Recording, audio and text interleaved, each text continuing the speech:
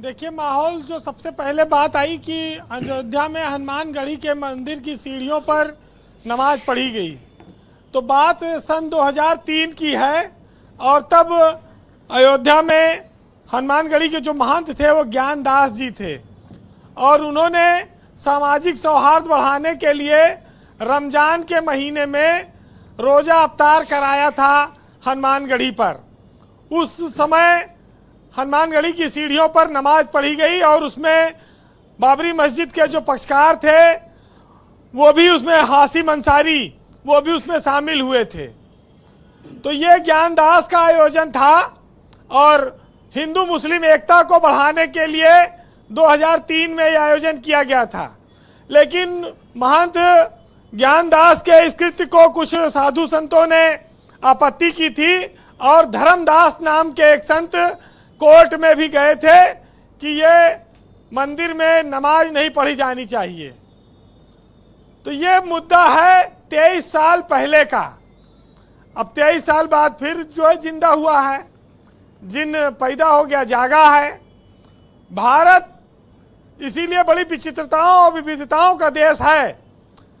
जो मर गए, जो पुरखे कर गए, जहाँ जैसा चाहो उनको फिट कर लो, फायदा मिले फायदा ले लो, उलाहना देना हो उलाहना दे दो।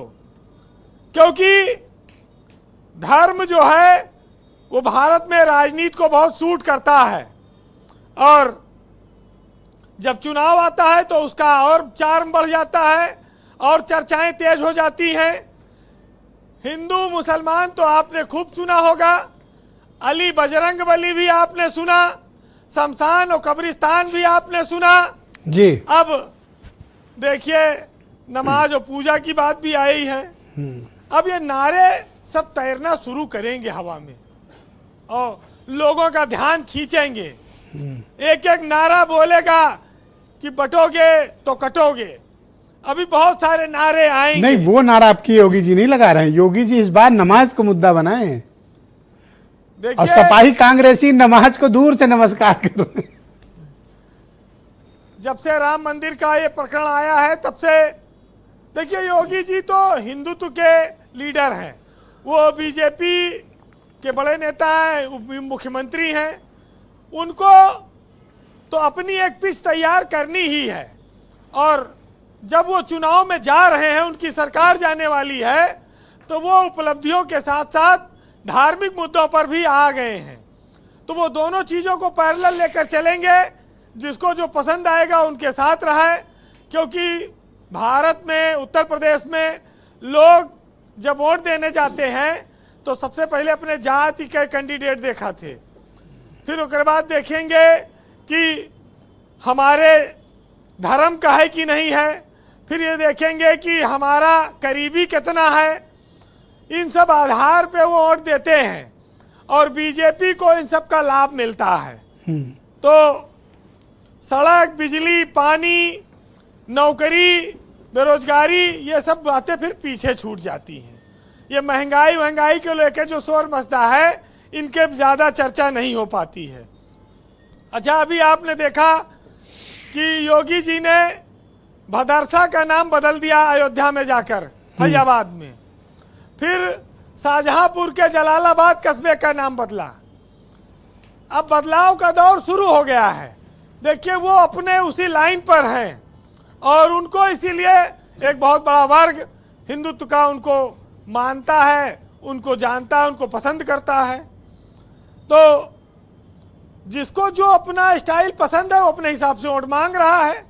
और जहाँ तक रही बात वक्फ की संपत्तियाँ आज से नहीं 20 साल से लूटी गई हैं, और ओम प्रकाश राजभर इस समय वक्फ मंत्री हैं, अल्पसंख्यक कल्याण के जो सहयोगी हैं बीजेपी के। वो भी कोई जांच नहीं कराए, कभी ना किसी को जेल भेजे। उसके पहले नंदी मंत्री थे, वो भी पिछली सरकार में उन्होंने कुछ नहीं किया।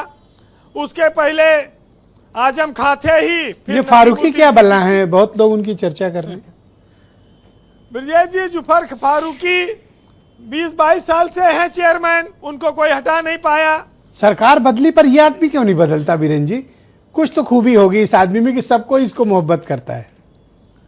देखिए हमारे नूर यहाँ अहमद कहते को हैं छोड़ कि के। शीशे में ढालने की जिसको कला आती है वो हर जगह सफल हो जाता है। किसमें ढालने की? जुफर फारूकी ने हर सरकार में मंत्री को अपने शीशे में ढाला है और वो जब अच्छा, किसके अपॉइंटी थे वो? नसीमुद्दीन सिद्दीकी के टाइम आए थे शायद।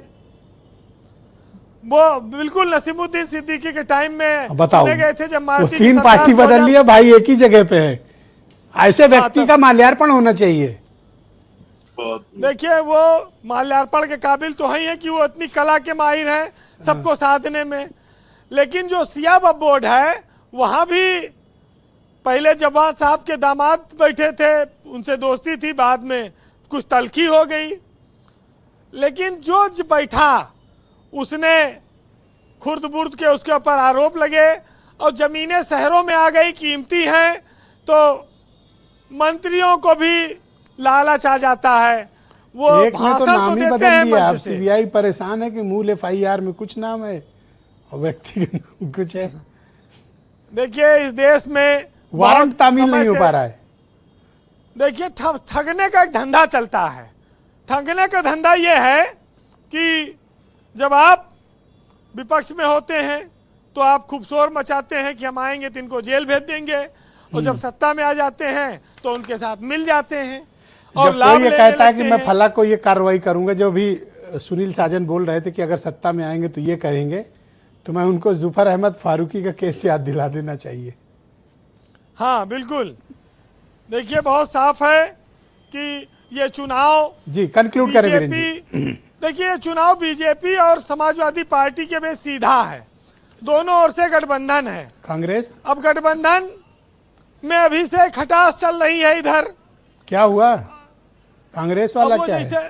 तो अब कोई हुआ कह रहा क्या है हम कि- बरगद हैं, कोई कह रहा है आम है। क्या चल क्या रहा है इनके यहाँ? ब्रजेश जी वही है कि जैसे लकड़हारा वाला की एक लकड़ी दिया तोड़ दिया और 4 लकड़ी एक गट्ठर में बांध के दोगे तो नहीं तोड़ पाओगे।